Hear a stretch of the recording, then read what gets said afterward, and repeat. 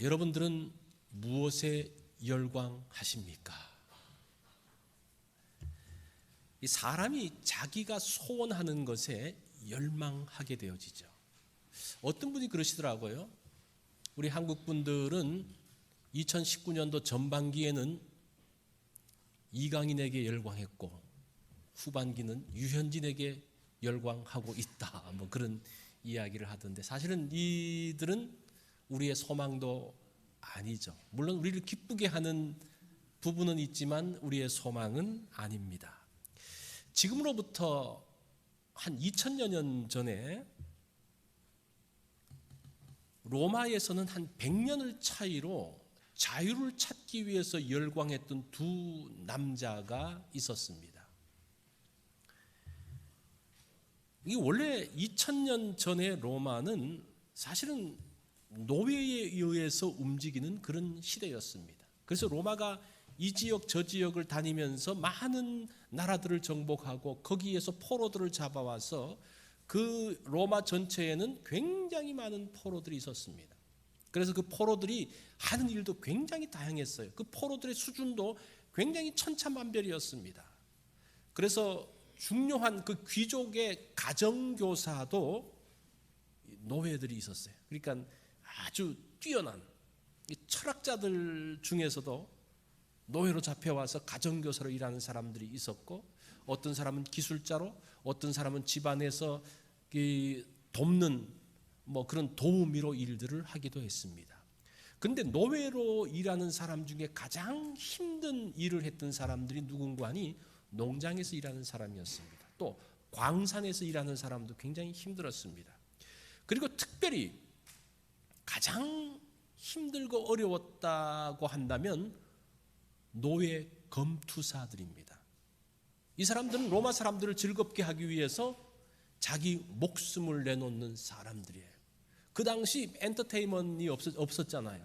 그게 검투사들이 나와서 칼을 가지고 싸우고 때로는 짐승을 가지고 싸우고 거기서 죽어가고 피 흘리고 생명을 잃는 것이 그 시대에 로마 사람들이 하나의 즐기는 스포츠였습니다. 자, 이런 힘든 것들을 견디다 못한 그 검투사가 있었습니다.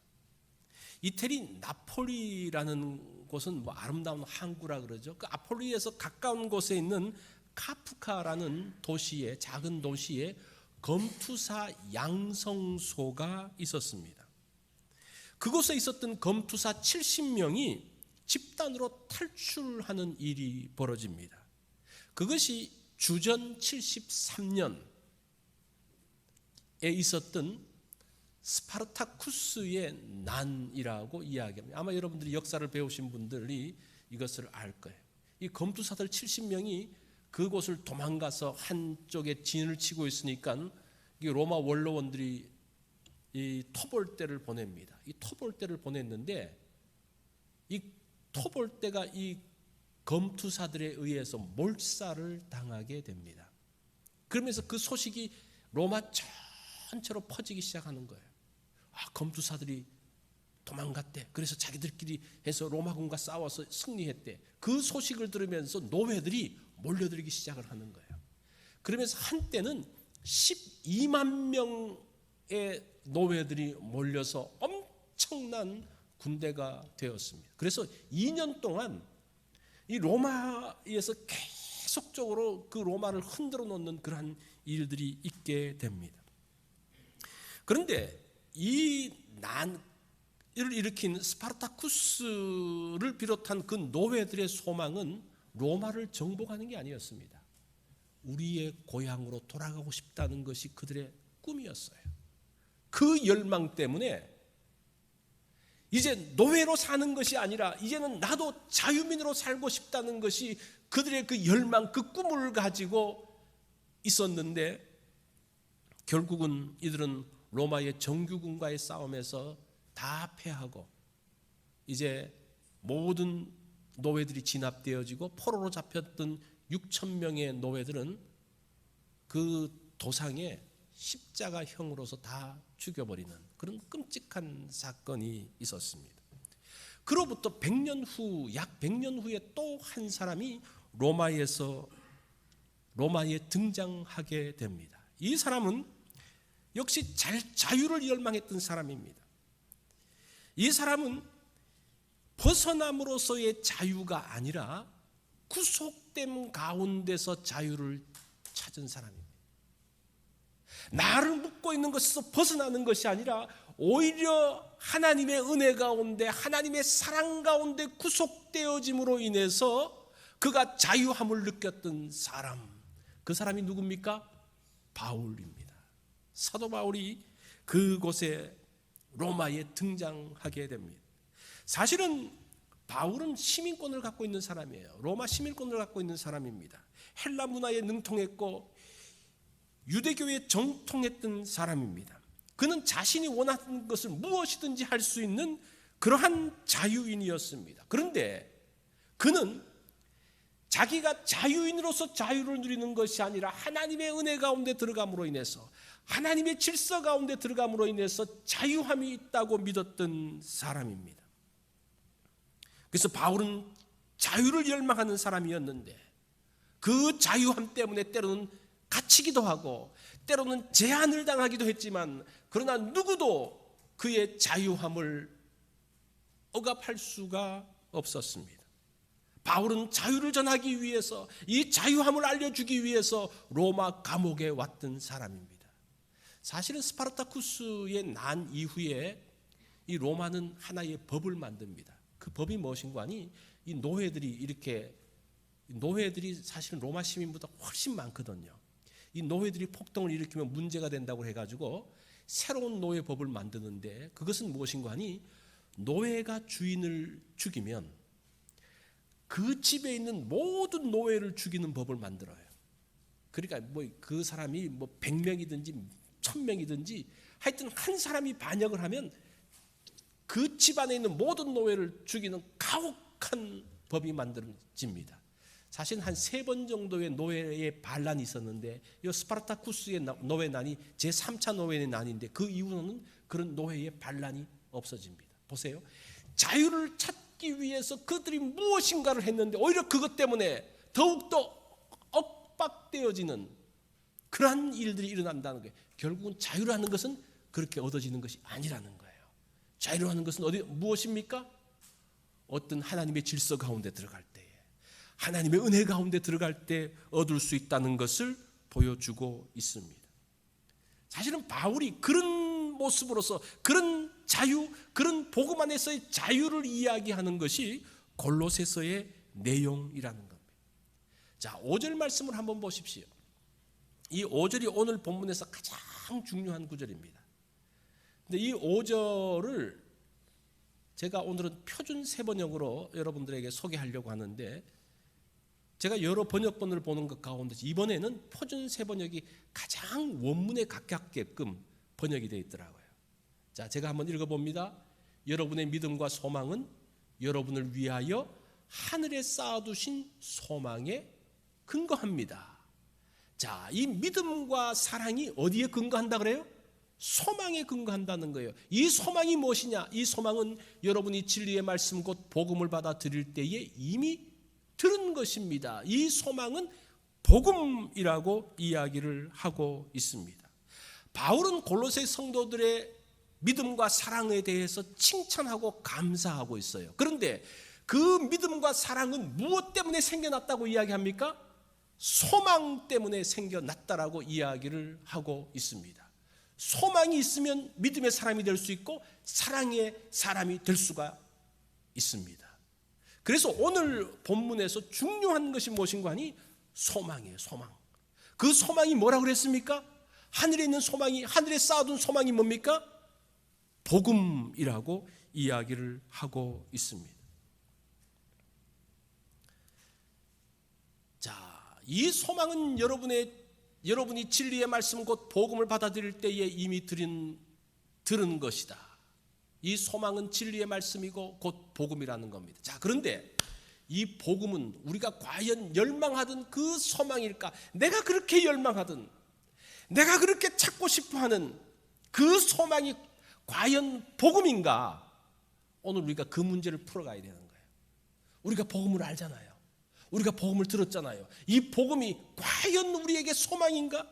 우리가 그토록 찾고 있는 열망하는 그 소망인가? 라는 것들을 우리가 한번 살펴보겠습니다. 이 사도들이 성경을 쓸 때에 그 성경의 용어들을 만드는데 이제 신약 성경을 씁니다. 어떤 진리의 개념을 설명하기 위해서 그 단어를 헬라어로 이제 쓰여졌는데 헬라어 단어 가운데서 그 단어를 채용을 해야 되는 거예요. 그래서 복음이라는 단어가 이 신학적인 혹은 성경적인 그 복음이라는 개념을 가장 잘 설명할 수 있는 단어가 무엇인가를 생각을 해서 그 단어를 쓰게 된다는 겁니다. 자, 그러면서 이 복음에 가장 어울리는 단어가 무엇인가? 라고 했을 때 유앙겔리온이라는 단어가 복음과 가장 적합한 단어라는 것을 발견하게 되어지고 그것을 성경에 쓸 때에 이제는 복음을 뭐라고 쓰는 겁니까? 유앙겔리온이라고 쓴다는 거예요. 자, 그러면 이 유앙겔리온이라는 단어가 어떻게 유래되었는가를 알 필요가 있습니다. 주전 490년에 페르시아와 아테네가 전쟁을 하게 되어집니다. 사실은 이게 페르시아의 전쟁은 이제 페르시아는 이 서쪽으로 영토를 넓히려고 하죠. 그러면서 유럽으로 넘어갑니다. 그래서 그리스를 치는데 그 당시 그리스에 누가 있었습니까? 아테네 뭐 여러 가지 그 아테네의 주변에 나라들이 있었죠. 이 아테네를 점령하기 위해서 오는데 이제 그 페르시아 그 당시 최강의 군대죠. 페르시아를 막기 위해서 아테네의 군인들이 나가는데 한 10,000명 정도의 군인이 나가서 마라톤이라는 평지에 진을 치게 됩니다. 그러면서 두 나라의 군대가 싸우는 거예요. 그런데 고대 전쟁에서 중요한 것은 무엇인가 하니 전쟁을 하려고 해서 그 나라가 항복을 하면 살려줘요. 뭐 전쟁 배당금 그래서 조금 받고 살려줍니다. 백성들도 살려주고 그 도시도 불사르지 않고 그대로 보존해 줍니다. 그런데 항복하지 않고 저항했다, 전쟁했다 그러면 전쟁에서 패하면요 그 도시는 없어져요. 건물은 다 불타고 도시는 불타고 거기에 남자들은 다 죽음을 당하고 여자들과 아이들은 노예로 팔려가는 것이 그 당시 전쟁이었습니다. 그래서 우리나라가 전쟁하기로 결정했다 그러면 그것을 감수해야 되는 거예요. 지금 아테네가 그 당시 최강의 힘을 갖고 있었던 그 페르시아와 전쟁한다라는 것은 이제 정말 이 아테네라는 도시 국가의 생명을 운명을 걸고 하는 전쟁이었습니다. 그러니까 모든 아테네의 시민들이 불안한 가운데 있었죠. 과연 저 나라와 싸워서 이길 수 있을까? 요즘으로 말하면 페르시아는 미국이라고 보면 돼요. 어떤 나라가 미국과 싸워서 이길 수가 있습니까? 굉장히 불안한 가운데 기다립니다. 그런데 그 전쟁이 있고 난 다음에도 한 달 동안 아무런 소식이 없는 거예요. 그런데 어느 날 이제 저 멀리서 한 사람이 막 뛰어옵니다. 그 사람이 무슨 소식을 전할까 궁금했는데 그 사람이 아테네 성에 와서 이렇게 이야기합니다. 우리가 승리했다. 그리고 쓰러져서 숨을 거두는 거예요. 그 사람이 42km를 달려왔잖아요. 한 26마일 정도를 달려와서 그 승리의 소식을 전하고 숨을 거둡니다. 그런데 그 승리의 소식을 듣고 난 다음에 아테네 시민들이 뭐라고 말하는 거 아니? 아테네 만세, 뭐 우리가 이겼다 그런 말 하는 게 아니라 한 단어를 이야기하는데 유앙겔리온 이렇게 이야기해요. 유앙겔리온. 그러니까 그 말을 하니까 온 도시가 유앙겔리온 이라고 이야기하는 거예요. 이 말이 무슨 말인고 하니 유라는 말은 좋다라는 말이에요. 기쁨이라는 그런 말이에요. 앙겔리온이라는 말은 천사라는 말이에요. 천사가 가져다 준 좋은 소식이다라는 그런 말이에요. 그러니까 정말 좋은 소식 있는데 그 소식이 무엇입니까? 승리의 소식은 마치 천사가 우리에게 알려준 것 같은 소식이라고 이야기를 하고 있습니다. 이제 아테네가 승리함으로 인해서 이제 이들은 살았어요. 이들은 이제는 더 이상 죽지 않고 자기의 재산을 지킬 수가 있고 자기의 자녀들과 또 그 아내들은 노예로 팔려가지 않을 수 있는 승리했다는 말은 무슨 말인가 하니 평화가 왔다는 말이에요. 승리에서 가장 중요한 것이 평화입니다. 자, 보세요. 지금 아테네 시민들이 그 문제가 있죠. 여전히 있어요. 뭐 집안의 문제도 있고 자녀의 문제도 있고 뭐 어떤 사람과의 관계의 문제도 있고 여러 가지 골치 아프고 여러 가지 해야 될 일들이 있고 여러 가지 문제가 있는데 문제가 있음에도 불구하고 승리했다는 이제는 평화라는 그 소식 자체가 그들을 기쁘게 하고 그들에게 소망이 되어지고 그들에게 축복이 되어지는 거예요. 그게 복음이라는 거예요. 그게 복음이라는 거예요. 예수 그리스도가 오심이라는 것이 무엇을 이야기하는가? 예수 그리스도가 오셨다는 것은 예수 그리스도가 승리했다는 그런 말이에요. 우리가 갖고 있는 복음이 예수님이 승리했다는 건데 예수님의 승리는 뭡니까? 평화가 왔다는 거예요. 이제는 예수 그리스도의 승리로 인한 우리 가운데 평화가 왔다는 겁니다. 이제 예수 그리스도 오심으로 인해서 나의 삶에, 나의 가정에, 나의 일터에, 내가 사는 이 땅 가운데 평화가 임했다는 거예요. 이제는 사망도 우리를 주장하지 못한다는 거예요. 보세요. 예수 그리스도가 누구도 이겼습니까? 무엇도 이겼어요? 사망의 세력마저도 이겼다는 거예요.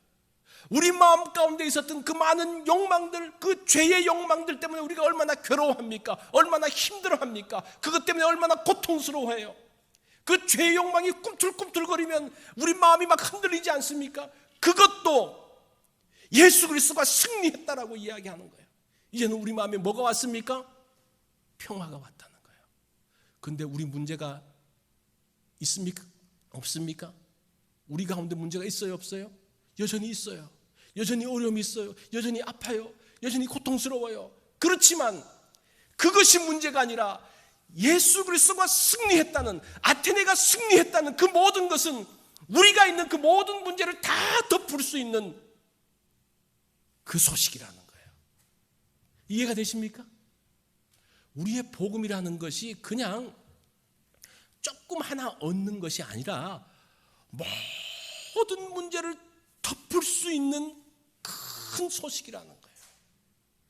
제가 이 아테네에 대한 490년에 있었던 그 마라톤 그 전투에 대한 이야기를 하는 것이 왜 그런가 하니 우리가 한번 그 단어가 나오게 되는 그 배경들을 살펴보면요, 여전히 문제가 있지만 아테네 시민들이 여전히 문제가 있고 문제가 해결이 안 됐지만 전쟁에서 승리했다는 그 평화의 소식이 내 문제보다 훨씬 더 크고 훨씬 더 중요하고 훨씬 더 소중하다는 거예요. 그것이 우리가 갖고 있는 복음이라는 겁니다. 이 복음을 우리가 갖고 있는 거예요. 이런 복음의 소망 때문에 이 소식을 들은 사람들이 달라지기 시작합니다. 4절에 보면요, 그리스도 예수 안에 너희의 믿음과 모든 성도에 대한 사랑을 들었다라고 이야기를 하고 있습니다. 이 골로새 사람들은, 이 골로새라는 그 지역은 그 당시에 많은 이단 사설들이 들어와 있어요. 유대 여러 가지 복잡한 것들이 들어와 있었어요.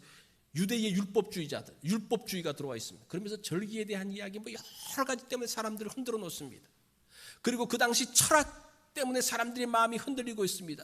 천사 숭배와 또한 금욕주의 같은 그런 철학적인 사조들이 와서 사람들의 마음을 흔들고 있는데 그 가운데서도 그들이 끝까지 믿음을 지키고 성도들에 대한 사랑들을 할 수 있었던 이유가 뭐라는 겁니까? 이 복음의 소식 때문이라는 거예요. 어떤 것들이 우리의 마음들을 흔들더라도 하나님의 그 복음은, 예수 그리스도를 통한 그 복음은 우리의 모든 것보다 훨씬 더 큰, 우리의 그 모든 것을 덮을 수 있는 그러한 소식이라고 이야기를 하고 있습니다. 여기 보니까 너희 믿음이라고 믿음을 지켰다라고 이야기합니다. 그런데 이 믿음이라는 단어, 피스토스라는 이 단어가 2절에는 신실한으로 번역되어 있고 7절을 또 신실한 일꾼으로 번역되어 있습니다. 그래서 이 믿음을 지켰다는 말은 무슨 관이 신실하게 자기의 자리를 지켰다라는 그런 뜻이에요. 우리가 그 소망이 있으니까, 그 복음으로 인한 그 소망이 있으니까 우리가 신실한 사람으로 신실하게 하나님께서 말씀하셨던 그 자리를 지킬 수 있다라고 이야기합니다. 신실한 사람이 이 복음의 열매, 복음의 결과가 무엇인가 하니 신실함이라는 거예요. 그런데 이 신실함이라는 것이 신명기 7장 9절 10절에 보면 근즉 너희는 알라 오직 너희 하나님 여호와는 하나님이시여 어떤 하나님이라고 이야기합니까? 신실하신 하나님이라 그래요. 이 신실함이라는 단어는 누구에게 쓰여지는 겁니까? 하나님께 쓰여지는 거예요. 하늘의 소망을 갖고 있는 복음 가운데 자기의 자리를 펴고 있는 사람은 하나님의 신실함처럼 나도 신실해질 수 있다라고 이야기합니다. 디모데후서 2장에서도 이렇게 이야기합니다. 우리는 미쁨이 없을지라도 주는 일양 미쁘시니. 이 미쁘시다는 이 말이 이 똑같은 단어예요. 믿음, 신실함, 피스티스라는 또는 피스토스라는 그런 단어입니다. 우리의 구원은 우리의 미쁨 때문이 아니라 우리의 신실함 때문이 아니라 하나님의 신실하심 때문에 이루어지는 거예요. 그것이 소망을 가진 복음의 소망을 가진 사람들의 첫 번째 특징으로서 골로새 교회 가운데 나타나는 것이 바로 신실함이라고 이야기를 하고 있습니다. 자, 두 번째는 소망이 있으면 사랑할 수 있다고 이야기합니다. 소망이 있으면 사랑할 수 있어요. 좋아하는 것과 사랑하는 것의 차이가 뭔지 아십니까? 좋아하는 것과 사랑하는 것. 어떤 분이 이렇게 구분을 하는데 아주 동의가 되더라고요. 사랑하는 것은 희생과 헌신이 있을 때 사랑한다라고 이야기해요. 좋아하는 것은 희생과 헌신 필요 없이 그냥 좋아하면 된대요. 그게 사랑하면 아프잖아요. 그게 왜 그래요? 희생이 있고 헌신이 들어가기 때문에 그러하다고 이야기를 합니다. 자, 골로새 성도들이 사랑한다라고 다른 성도들을 향해서 사랑한다라고 했을 때 그 사랑은 아가페입니다. 이 단어는 아가페 사랑으로 나타나요. 헌신하는 사랑입니다. 희생하는 사랑입니다. 하나님의 사랑입니다. 이것이 복음 안에 있는 성도들의 모습이라고 이야기합니다. 보세요. 그 엄청난 승리, 여러분 그 승리를 한번 기억을 해보십시오. 이 복음이 그 승리를 전하는 건데 그 엄청난 승리, 그것을 하면 이 아테네 시민들은 이제는 뭐 할 수 있습니까? 신실하게 백성으로 직무를 감당할 수 있어요. 또 다른 사람들을 배려하고 사랑할 수 있게 됩니다. 이 헨리 나우엔의 탕자의 귀향이라는 책이 있습니다. 이 책은 이 렘브란트의 그 작품 탕자의 귀향을 보고 이 헨리 나우엔이 그 책을 쓰게 됩니다. 이 렘브란트의 탕자의 귀향은 이제 누가복음 15장의 말씀을 가지고 그림을 그린 건데, 이 탕자가 다시 돌아왔는데 이 탕자는 머리를 빡빡 깎고 옷도 남루하고 지금 이제 발이 보이지 않지만 이 발에는 샌들도 찢어져 있는 그런 모습을 하고 이제 아버지에게 이제 아버지 품에 안겨져 있습니다. 저 옆에 또 있는 사람은 이제 아들이 서서 지켜보고 있죠. 그리고 그 옆에 두 사람이 그 광경을 지켜보고 있습니다. 그런데 이 헨리 나우엔이 이 작품을 몇 번 봅니다. 몇 번 보면서 그 사람의 그 터닝 포인트를 만든 것이 이 작품이에요. 이 작품에 감동을 받고 그가 하버드 대학 교수에서 벗어나서 장애우 공동체로 들어가게 되어지는데, 이 모습에서 그 아버지의 모습을 보는데 아버지의 손이 두 손이 달라요. 하나는 여자의 손이고 하나는 남자의 손입니다. 지금은 자세히 보일는지 모르겠는데 하나는 어머니의 자상한 손길과 하나는 아버지의 그 부성적인 손길을 이 아들을 돕고 있습니다. 그런데 중요한 게 이 아버지의 얼굴 모습이에요. 아버지 얼굴을 보면 아버지가 앞을 보지 못합니다. 앞을 보지 못하는 아버지의 모습으로 그리고 있어요. 이게 무엇인가 하니 아들을 향해서 눈이 먼 아버지, 무조건적인 사랑을 주는 아버지의 모습을 뭐로 표현하는 거 아니? 눈먼 아버지로 묘사를 하고 있어요. 이게 사랑이라는 거예요. 이 모습이 헨리 나우엔에게 큰 감동을 줍니다.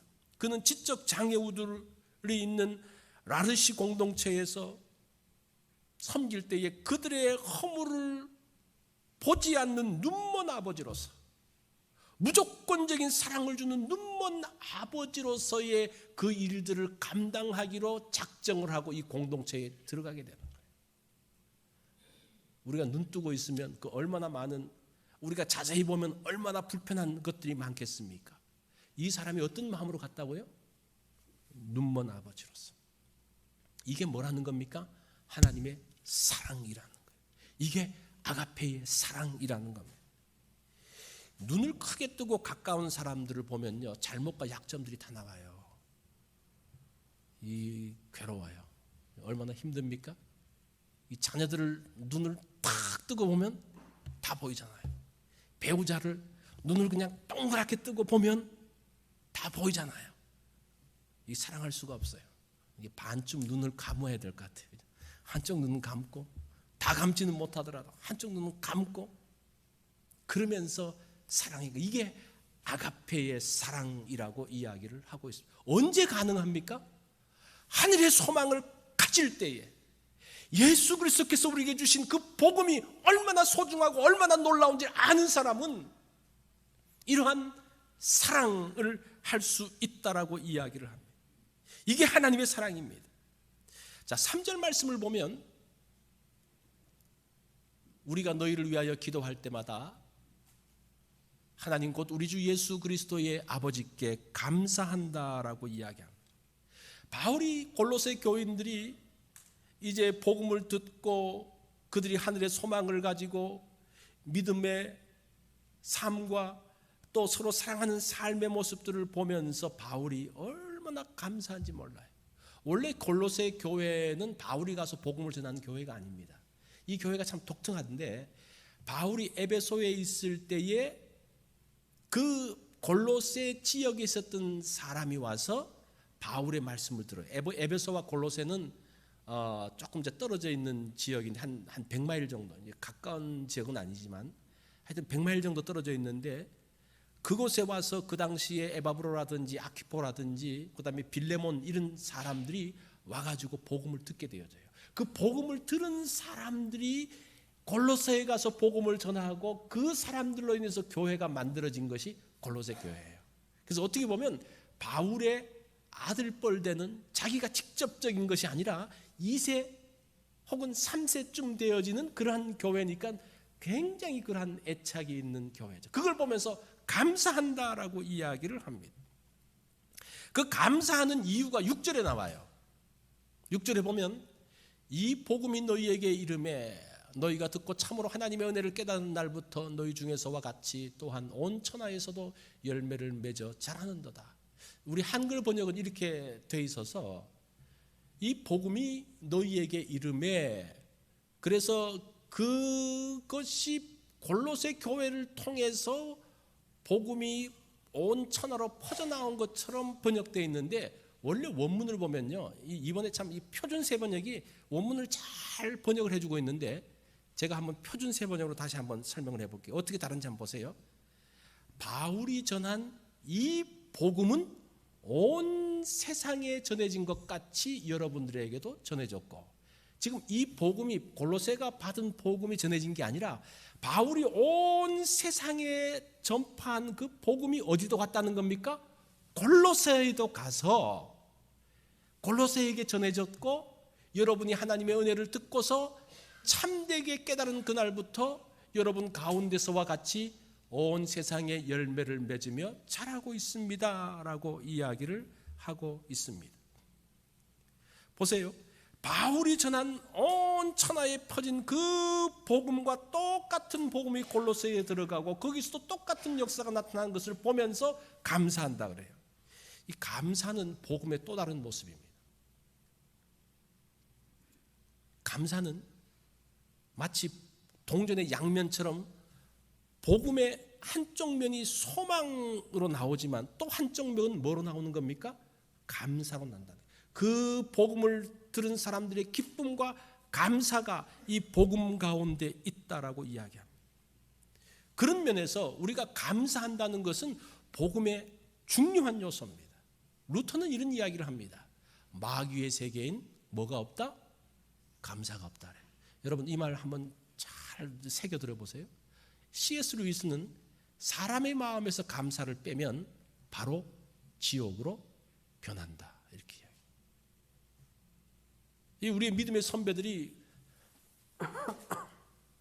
이 감사가 얼마나 소중한지를 알면서 이렇게 고백을 하고 있습니다. 사람들이 감사하는 중요한 포인트가 뭡니까? 여러분 언제 감사해요? 내가 잘 되면 감사하잖아요. 그죠? 잘 되고 뭔가 풀리면 감사하잖아요. 안 풀리면 감사를 안 하잖아요. 보세요. 이 루터의 말을 그대로 인용하면요. 감사가 없으면 뭐로 넘어가는 거예요? 마귀의 세계로 넘어가고 지옥으로 넘어가는 거예요.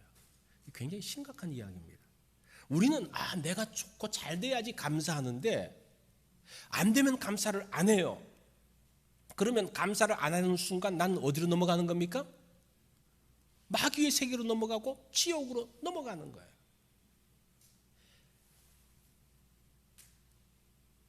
우리가 감사한다는 것은 천국의 삶을 누리게 하는 겁니다. 그래서 우리는 더욱더 근본적인 것에 감사를 해야 된다는 거예요. 근본적인 게 뭡니까? 예수님이 승리하셨다는 거예요. 어디에서 승리하셨습니까? 그 모든 악한 세력들과 그 모든 사망의 세력들과 그 모든 죄의 세력에서 승리했어요. 제가 조금 전에도 말씀드렸던 것처럼 아테네 시민들이 여전히 그들 가운데 문제가 해결되지 않은 사람도 있을 거 아니에요. 여전히 어려운 사람도 있을 거 아니에요. 여전히 갈등 가운데 있는 사람도 있을 거 아니에요. 그런데 이런 문제는 전쟁에서 승리했다는 그것, 이제는 이 아테네의 평화가 왔다는 그 큰 소식에 다 어떻게 합니까? 다 덮여버려요. 그래서 우리가 근본적인 것에 감사를 해야 되는 거예요. 우리가 어떤 문제 가운데 있더라도 하나님께서 예수 그리스도를 통해서 승리하셨다는 그로 인한 그 평화의 소식이 모든 것들을 덮어버리고 감사하게 하는 사람으로 바꾼다는 겁니다. 그게 복음의 삶이고 천국의 삶이라는 거예요. 성경에서는 범사에 감사라고 이야기합니다.